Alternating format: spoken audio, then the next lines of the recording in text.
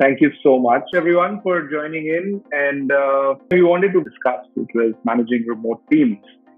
And on that topic, I think the first name that came to our mind was Kartik, because I think he's been talking about remote teams, async comms, and at his organization, and he's the CEO of Springworks. So at his organization, he has been kind of trying out a lot of these things, and we thought it would be great to have him out here. Thank you so much, Kartik, for making time and joining us.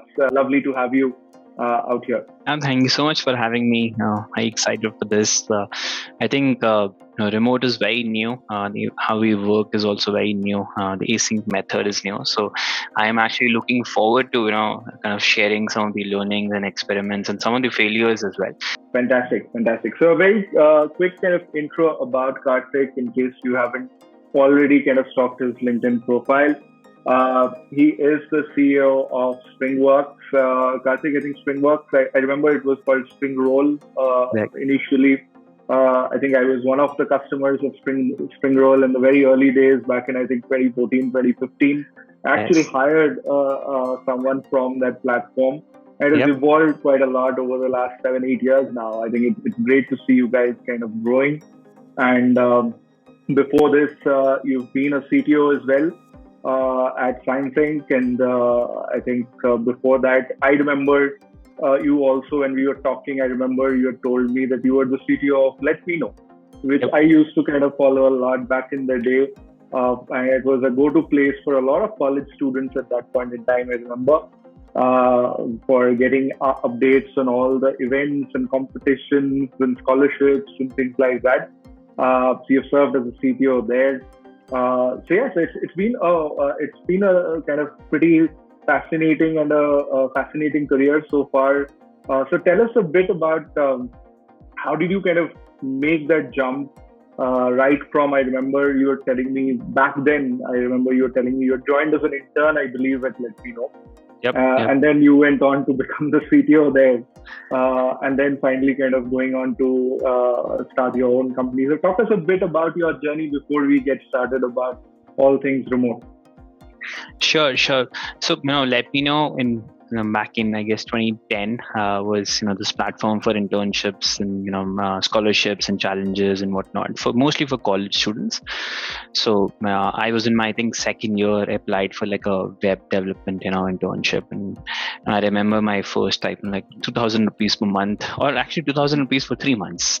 I'm like, I don't really care, give me whatever, right? I just need to work. I just want to learn because I'm bored of college. I want to do something beyond. So when I was very, I guess, lucky to to work with them, and started working with them. Slowly, kind of transitioned into tech lead.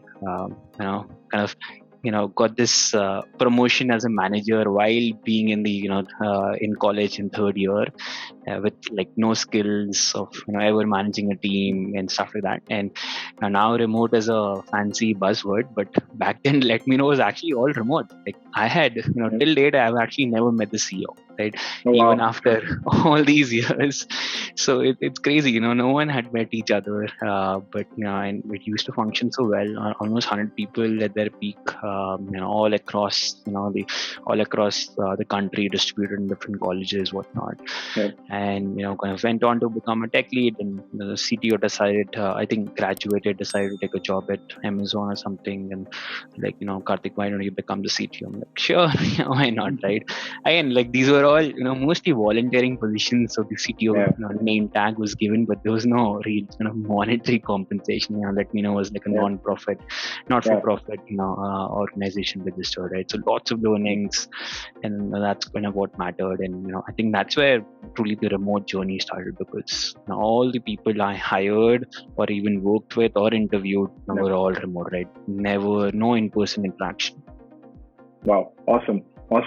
No, I think, and from there, when it was a pre-pandemic, and I think the norm was that kind of getting into offices, to now the norm being kind of what we are right now in, right? All the virtual world. So I'll let you take over from here. Sure. Kartik, I know you want to share your screen, talk through the learnings and experiments that you guys have carried out, and the failures as well, more importantly, and what the learnings have been from there. We would be all ears. all over to you. Sure. So, right now, just some context. We are in the HR tech space. We kind of help companies right from recruiting to employee engagement. So, background verification, employee engagement like rewards recognition, pulse, team bonding through games, and, one-on-ones and whatnot. So that's kind of the background we are. Yeah. So this is what I'll be focusing on today. Like how do you manage remote teams, and then how do you kind of build culture, engagement? How do you onboard new people? Now that's one of the biggest pet peeves for many HRs and team leaders, people who have kind of come in remotely. How do you kind of onboard them? How do you make sure they are in sync? They understand what the company is for. They understand the company values. They understand who to go to when they have an issue and things like that. And then finally, something we all kind of have heard about it, Zoom fatigue, right? So how do you manage your workload, work-life balance, performance, things like that? So first thing, what are the advantages, right? Why would you want to go remote? There are some disadvantages, and I am the first person to say that remote is not for everyone. Remote does not mean you'll magically increase your productivity or it is the best thing ever, things like that, right? But that said, there are some clear advantages, right? Time saved, Bangalore traffic, yes, I'm in Bangalore as well. That's a big reason to be remote. Higher dev productivity, 100%. Flexibility, so that's very important. Work when you want to, so work at your own time, right? Get the best people, right? So talent, very very big advantage, especially in today's world of the great resignation across US, India, whatnot, right? You're not focused on Bangalore, you're not focused on Delhi, you're not focused on Bombay, right? You can be a person in Guwahati, can be you're one of your best engineers or best sales, right? Cost saving, so I would say there is some cost saving for sure, but we can kind of come to that. It depends on how you set that up. Finally, have a work desk. So, yeah, and that's important to kind of have a predefined fixed working space. Easier to manage errands, yes. Like doctor visits, bank visits, whatever for parents. Your own staff and things like that. That's a big advantage. Less expensive. Yes, you can, even if you live in cities, you can move out, kind of say in Bangalore, move to Whitefield, Sarjapur, electronic city, whatnot, get lower cost of living, better places to live and things like that. Easy to give interviews. I think multiple people have, and there are some studies as well where one person is kind of doing multiple jobs now and faking interviews and whatnot. So yes, that's there, and I think generally people say that higher attrition is because of remote, but I kind of disagree there. So how do you manage, right? So I think we kind of got the advantages correctly. So how do you manage remote teams? One, the first and foremost is you set the right expectation, right? Remote is not for everyone. It's definitely, I think, right from your interview, right from the people you're talking to, it's not for everyone. It's not going to work for everyone, so you have to kind of choose that you want to work remote, and then you start, right? Second is async. You just cannot be remote and not async, right? Async is opposite of sync, right? Sync is synchronous. What we're doing right now is synchronous, right? Async is the complete opposite of it. We'll get into that. Regular one-on-ones, kind of get a pulse of the company. Tooling, processes, very very important. Continuously investing in new processes, new tooling, to make sure you're actually reducing meeting times and kind of the overheads of working remote. And then finally, team bonding, right? How do you work remote and still have the same bond? You will not get the same exact thing which you were in the office, right? And that's just not possible, because we are not going to be in person working with each other face to face, but you can still pretty much get there. Then set the right expectations, very important. What tools you use. We rely on Slack and Google Docs. Whatever tools you use doesn't really matter, but very important kind of set it right. Next, this is how do you kind of get updates is one of the biggest thing in remote, right? How do you make sure that the person is actually giving updates? As a leader, one of the things you need to manage is, do you have enough visibility in what the team is doing? Do you know if they are blocked? do you know what did they work on yesterday, what will they work on today, what will they work on tomorrow, and you don't want to have a stand up for this, you don't want to have a meeting for this, right? So kind of it's important to set it up from the get-go that every single person in the company needs to updates, right? This starts from me, from the manager, from the leader, from the CEO, from the founder, to every single person in the company, right? We should all be doing updates. What did you do today? What do you want to do tomorrow? And do you have any blockers, right? That's just 3 questions, takes less than 5 minutes to answer, and just make sure that every single person in the company is in kind of sync with each other, right? So, and what do you do if you're unblocked? How do you book a meeting? When do you need to book a meeting? And then kind of agenda and minutes, right? So sometimes you need a meeting, you can't be completely asynchronous, but when do you do that is also very important. Yeah, so what do you think is the key difference between sync and async, right? So this is a way for you to check and for your teams to also check. I think this is what we actually send out as a pulse or a survey to every single person in the company, right? Do you like being stuck to your computer all day? Are you on calls most of the day? Does it take time to find there's a design link or a process doc, right? If you're blocked, you need to go to someone, or are you able to find the answer yourself through documentation, Google site, internal wiki, whatever it is? And would you prefer to work on your own time? So this is a way for you to kind of make sure that you want to do async and at what level of async you are at, right? So basically, if the answer to all of this is that you still want to be async and you are getting there, right? Does it take time to find a design link? The answer to that is 5 minutes, and you don't need to talk to someone. That means you're actually we've reached to like nirvana state of asynchronous, right? Where there is internal wiki, internal documentation, and you're able to get that. Because compare that to an office, you will not spend the time to go find where that document is. You will actually say, hey, do you have 1 minute? I have to ask you a question. I'm like, okay, I need this document of the trivia V11 product grooming doc, right? Can you send it to me? And a person will find it, slack it to you, right? So that is complete opposite of asynchronous, which is sync. That means you're not relying on documentation, you're relying on person talking to someone else, and that is when things start breaking. And that's when you have these meetings, you have these hey, can we chat for 5 minutes, right? So why async?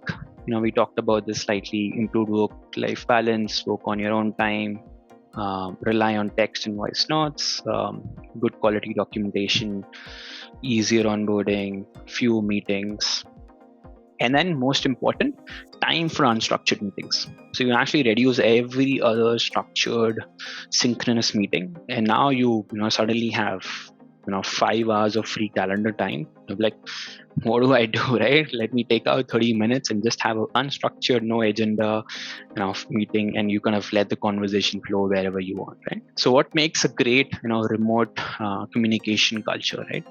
So chat,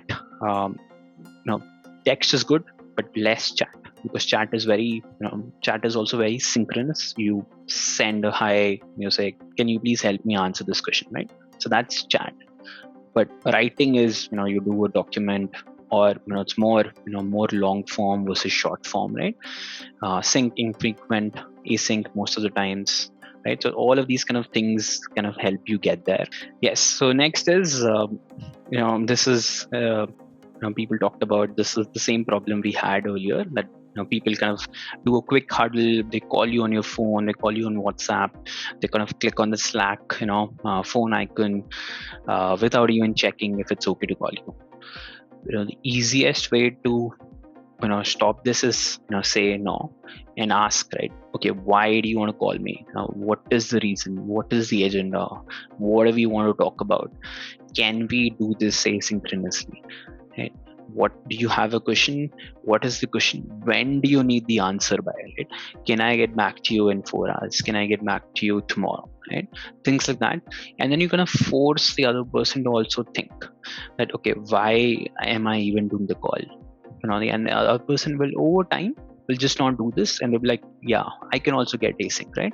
So it starts by saying no, starts by asking the right questions. Things like, okay, why do you need this call? When do you need this by? Can we do it over text? Right? These three questions are enough, and you yourself will start seeing the difference. Again, very important. How do you do one-on-ones? There are lots of kind of online options, right? I generally like it to keep it very unstructured, as much as possible, right? You can have like an agenda, you can have some talking points, but you should leave it open, because these things are going to be you have to kind of let the person drive the conversation. You have to have first you have to have scope for unstructured conversation, spontaneous conversation as much as possible, right?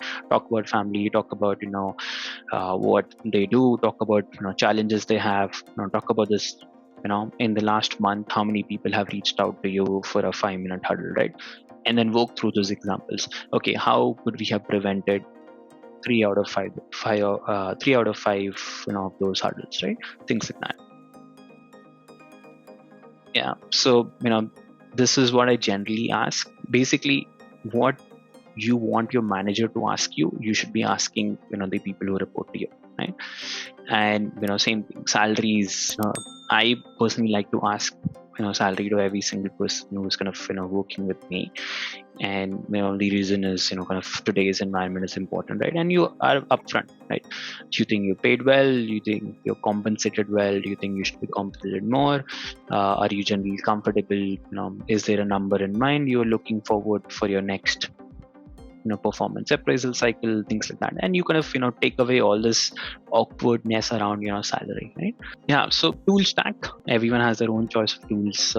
Nothing is really good versus bad. They're all similar, but tools is very important to use, and kind of everywhere you save like 30 minutes, 45 minutes, 5 minutes of your time. The way to figure out is okay, I'm going to save 30 minutes for 5 of my people, so that's 2.5 hours. How much is that in rupee or dollar, right? Can I take that cost and then put it on the tool, right?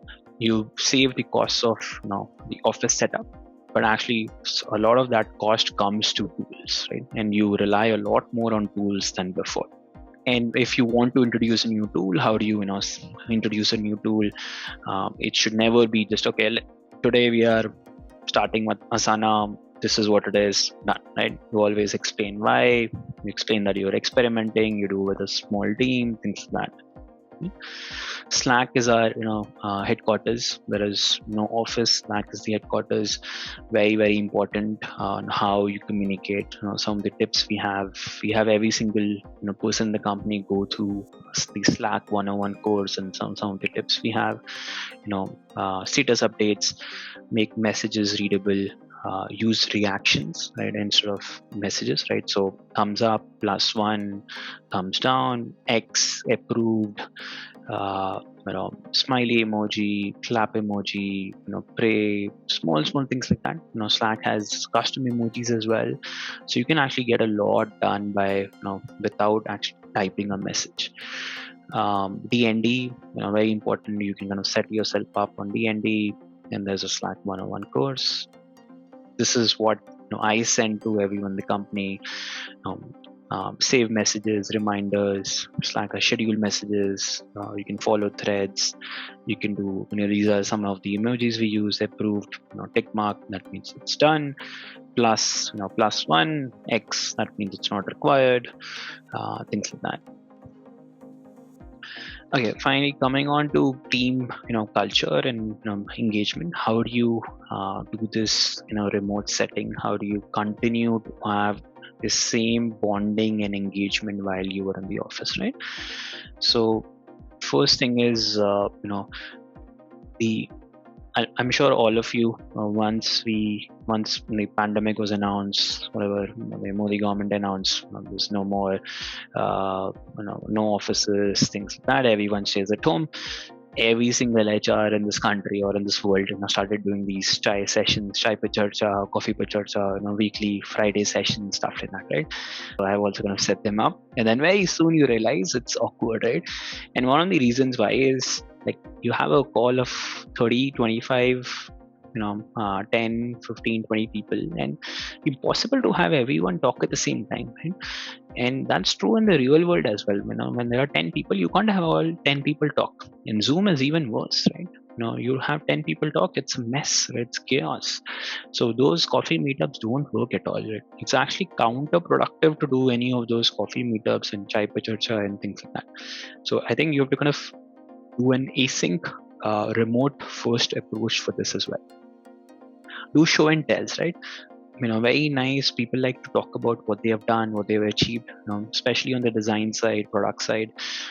You've come up with a new design framework, you come up with a new design, for like something as small as drop down, right? Or like a menu bar, or like a checkbox, right? Do a show and tell. You don't need you don't need to organize a show and tell, get 200 people on it. Just send a quick Loom video, a 1-minute video, that's it. Right? That's a show and tell. So you are able to share your learnings with everyone in the company. They're able to see, and that kind of promotes cross-stream collaboration, stuff like that. You do water cooler conversation, right? Again, text messages. Don't need an app. You can use Trivia, but you can just do it yourself. Now, simple questions. All of us know these questions. You can Google. A lot of them are online. You do challenges, walking challenges, exercise, walking meetings, plank, and a lot of fun stuff is there, right? And all of this asynchronously, remotely. And it's not that these will magically improve your team bonding. Everything alone will give you 25, 40, 50% engagement, but that's 50% more than what you have right now. And you do one every 2 weeks, you'll slowly get to 80, 85%, and that's a very good place to be in, right? Even in the office, if you had done an event, right, if you do like a sports day, you will never get 100% participation. You'll always get 75, 80%.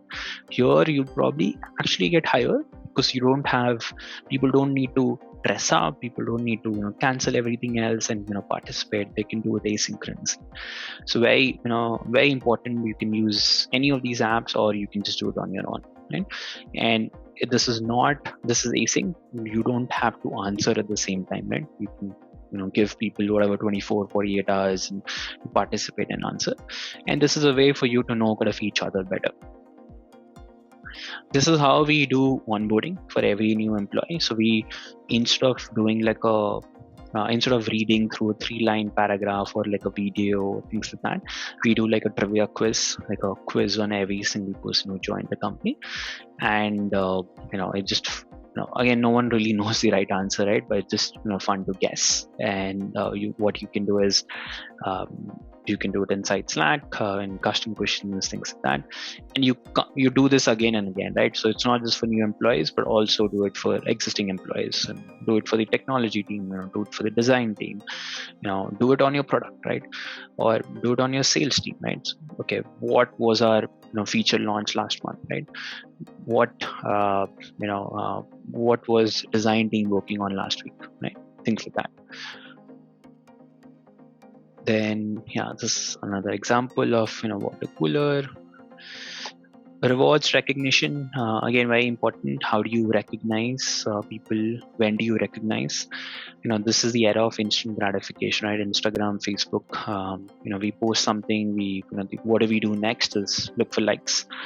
And the same thing happens at work. You do something above and beyond what you expect something back, right? You're not waiting for the annual performance review. You're not waiting for your quarterly one-on-one. You're not waiting for any of that, right? You want instant recognition, and you can do this in Slack, email, right? Just a simple kudos, thanks, anything like that helps. You put a monetary value if if there's budget in the company, but small things like that have a big impact. We have a 2,500 rupees per month budget for people to recognize their peers. So it's pure 360 recognition, and not just top down, so it's kind of peer. So this is just one of those recognitions how it looks. So a person can send a kudos or a shout out, and it's publicly posted in like a gratitude channel, right? So everyone is able to see that. You can add on to it, you can attach a company value, you could do it as a team, own your work, things like that. And these are nice way for that person to get recognized and know that, okay, I went above and beyond work today, and I got I got some instant gratification. Maybe it's 100 rupees, maybe it's 500 rupees, maybe I got a t-shirt, maybe I got a coffee mug. So the physical tangible value is nice, but it's the gratitude on a public channel, the social credibility is way more important. And this is just another example, right? This person got a shout out from Trivikram, and then got an add-on by so many other people in the team, right? So kind of helps that person's confidence and motivation, and kind of also promotes cross-team collaboration. This is how we do onboarding right now. So a challenge in the industry is your offer to hire ratio, right? So how do you increase that? How do you make sure that the person is actually joining the company, or how do you know the person is not joining, right? So small things like sending out company updates a week before, 2 weeks before, 3 weeks before, send out some custom swag, keep a checklist of things to do. Ship the laptop, set up buddy managers. We do 1 week, 2 days before. So if the person is joining on Monday, we actually do a buddy and a manager call on a Friday, right? So it's kind of 2 days before, so you hit the ground running. And one of the KPIs I personally have is, what is your time to do the first task, right? So if you're a developer, what's the time to do the first commit? If you're a designer, what's the time to do your first design, right? If you're product, what's the time to do your first user story? Again, sale, if you're in sales, what's the time to do your first demo, right? And you have to constantly try to reduce that number, right? If it's 5 days now, you can get the 4 days, right? Then you can get it 3, then you can get it 2.5, then 2.25, right?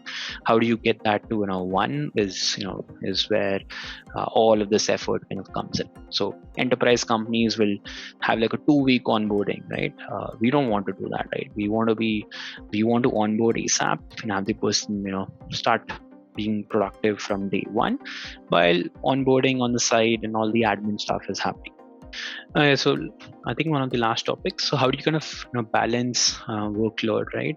How do you have a good work-life balance while working remotely? Generally, with remote, people say I'm spending way too much time in meetings. I'm spending 14-16 hours because we are synchronous. People are calling me left and right. They're doing can I talk to you for 5 minutes? Can I get you on a huddle? Things like that. So work life definitely goes for a toss when you're doing remote, if you're not doing it correct. So first thing is to actually figure out where you are, right?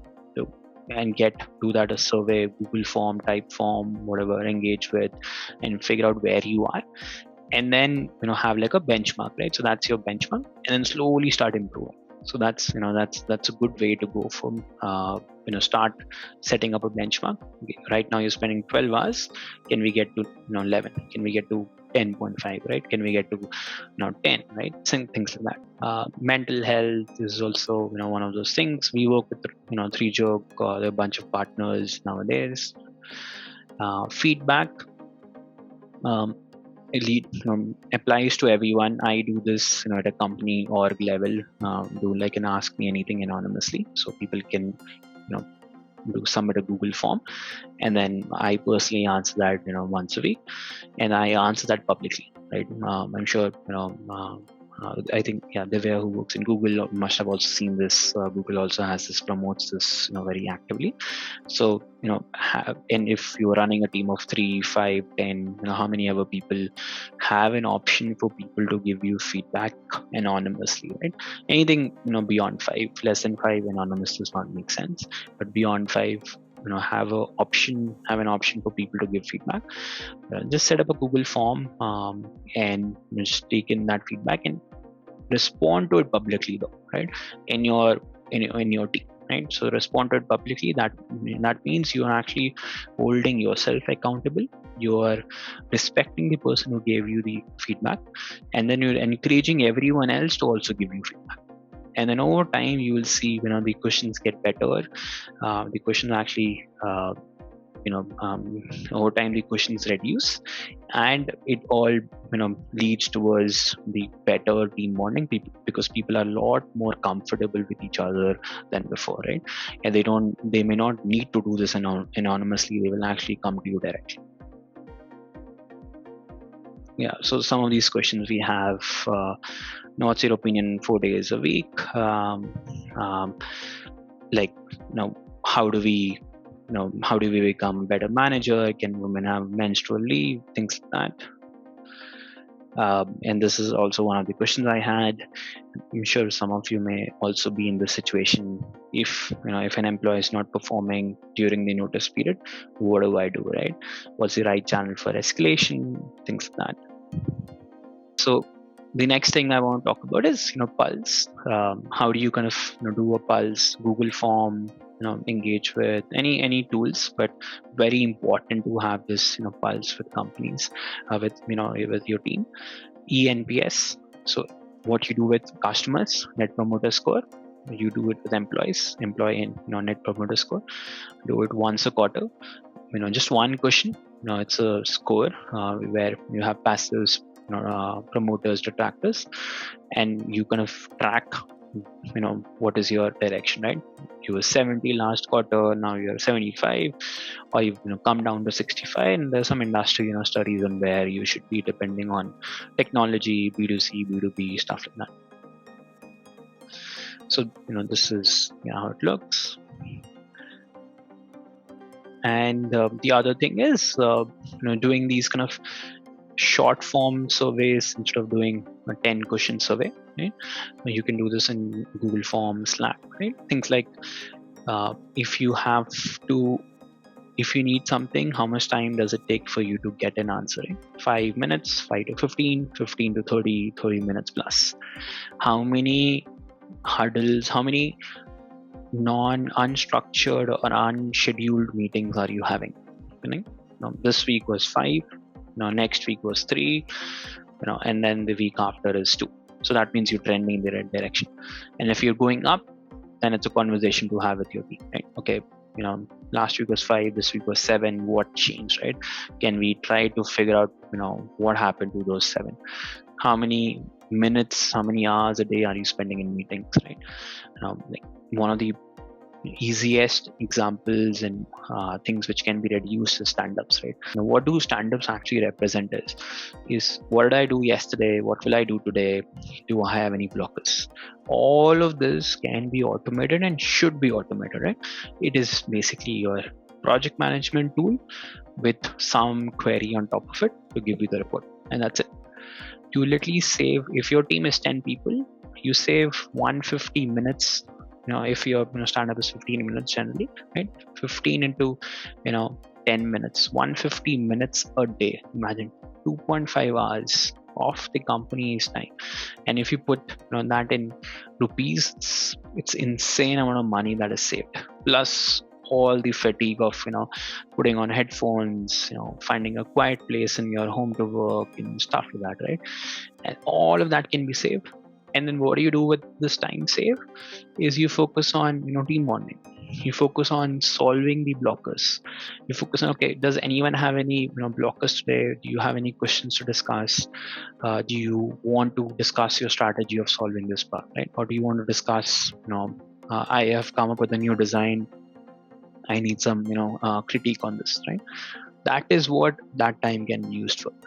So remove, automate as many meetings as possible, and you will be surprised that 90% of our meetings can be automated with a tool.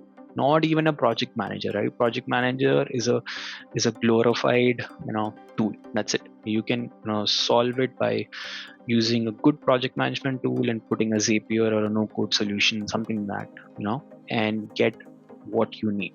We use such stand-up bot. on Slack, and there are multiple other solutions there. I wanted to show an example from one of our stand-ups, right? So one of our teams, which is operations team, actually less non-tech, less tech than other teams. They completely did away with stand-ups by using Trooper bot. Trooper is the stand-up bot we use, and now they do one team bonding question a day, right?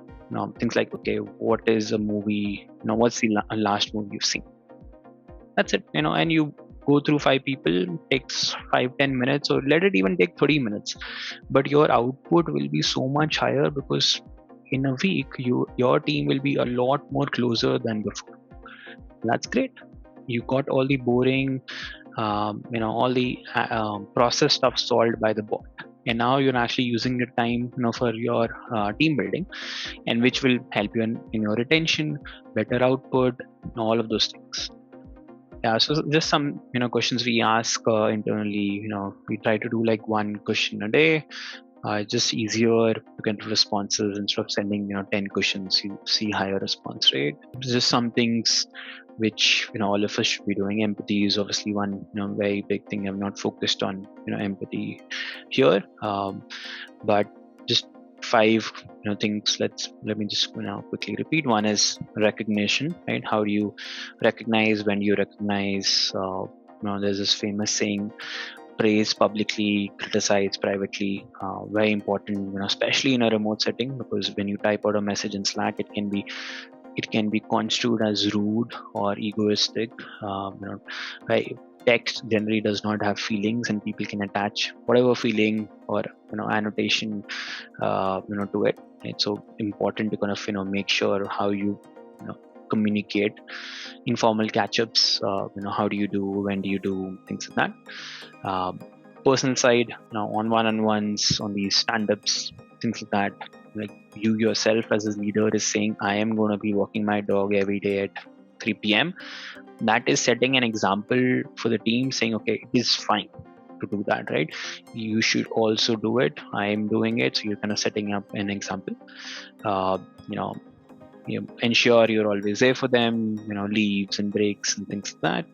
Yeah, just kind of talk about, as leaders, we all need to talk about more personal stories, work related stories. Why do we think remote is nice? And I was able to get this done, like I was able to spend time with my parents, and, which I was not able to do when I was in the office, things like that. You just generally being kind of showing the human aspect of it, and that kind of helps people relate to you more, right? People relate to people, people don't relate to processes and tools and bots and whatnot, right? Which is why I like bots and tools and processes to kind of remove all the boring stuff and create time for these one-on-ones or personal human-to-human kind of calls and connections. That's pretty much. All right, fantastic. Thank you so much, Kartik. This was amazing. I think we all are taking away a lot of insights. I know I am, definitely. And it's been an amazing session. Thank you so much.